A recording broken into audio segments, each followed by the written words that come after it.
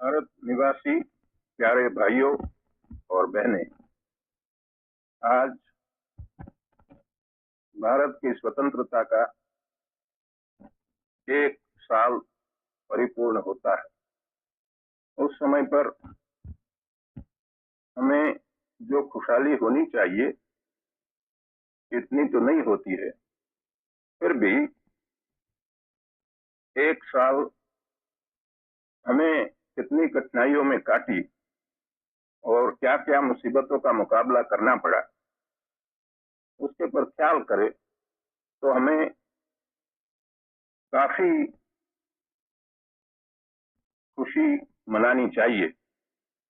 बहुत काम करने का बाकी तो है ही, लेकिन इस मौके पर जो जो काम हमने किया वो बताने की जरूरत नहीं है।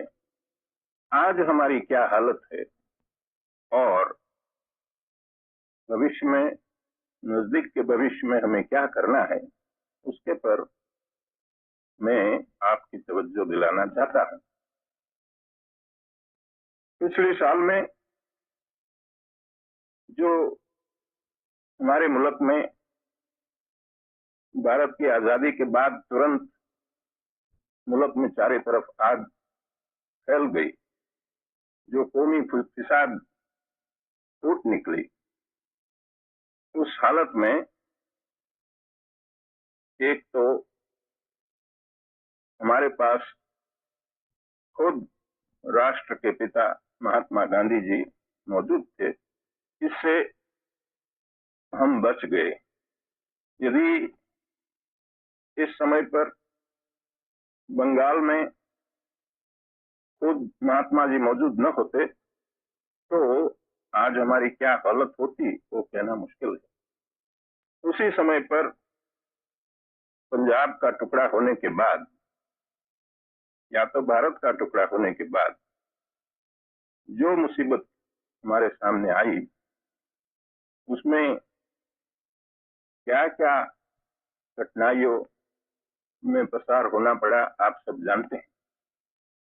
लेकिन अब आज ईश्वर की कृपा से हम मुल्क में एक प्रकार की शांति स्थापित कर सके, और दूसरा, जैसा एक कौमी मामला था वैसा एक पेचीदा मामला देशी रियासतों का था।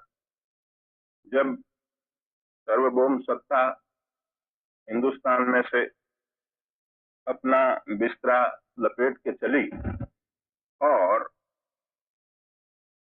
जब उसने ऐलान किया कि इधर पैरामाउंसी खत्म होती है, उस समय पर मुल्क में क्या होगा और मुल्क एक रहेगा या तो उसका टुकड़ा टुकड़ा हो जाएगा, उस बारे में बहुत लोगों का अलग अलग ख्याल था और बहुत लोग चिंता में घिरे थे। लेकिन जो राजा महाराजा हो, उसमें से बहुतों ने काफी स्वदेशाभिमान बताया और भारत की सरकार को साथ दिया।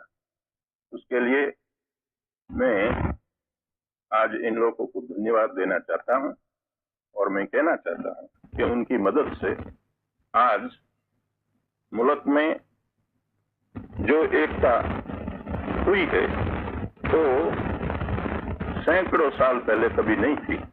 इतनी एकता हमने बनाई है। तो हिंदुस्तान का टुकड़ा होते हुए भी भारत आज एक बहुत बड़ा मुल्क है और जो काम हमें करना है वो काम हम करें तो सारी दुनिया में हिंदुस्तान जो अपना योग्य स्थान है वो ले सकता है। और मुझे विश्वास है कि इस रास्ते पर जो रास्ता गांधी जी ने हमको बताया है उसी पर हम चलेंगे तो हमारी जगह सारी दुनिया में बहुत ऊंची होगी। अब हमारा प्रथम कर्तव्य जो हिंदुस्तान में शांति रखने का या शांति स्थापित करने का था, वो ठीक तरह से हुआ है तो अभी परिपूर्ण नहीं हुआ है, ये हमें मानना पड़ेगा। क्योंकि अभी तो हिंदुस्तान के भीतर में एक तो कश्मीर में लड़ाई चलती है और दूसरा हिंदुस्तान की होजरी में हैदराबाद का एक बहुत बड़ा अवसर पड़ा है और वहां से रोमी जहर दिन प्रतिदिन उबल रहा है, फैल रहा है। उन दोनों चीज का फैसला करने की हमारी पूरी कोशिश है और हम उम्मीद रखते हैं और हम विश्वास भी दिलाना चाहते हैं कि जितना जल्दी हो सके इतना हम करेंगे। लेकिन ये तो मुल्क के भीतर की बात है। हमारे मुल्क के आसपास जो हालत है उसके पर हमें ख्याल रखना है।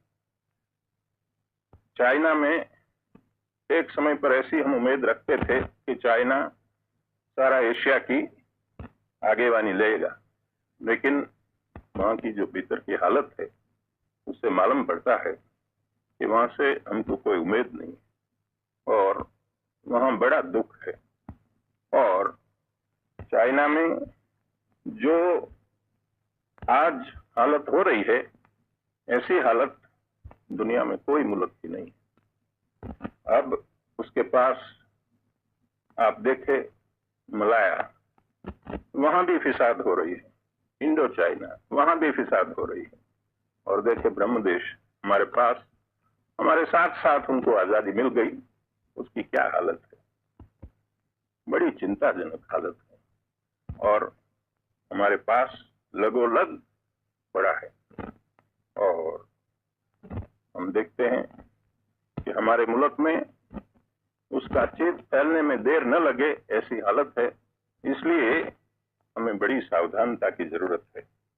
कई लोग कहते हैं कि आजाद हिंदुस्तान जितनी ही स्वतंत्रता लोगों को मिलनी चाहिए इतनी देने में झिझकते हैं और कुछ ऐसे कड़े कानून बनाते हैं जिसके वजह से आजादी पर खराब होती है।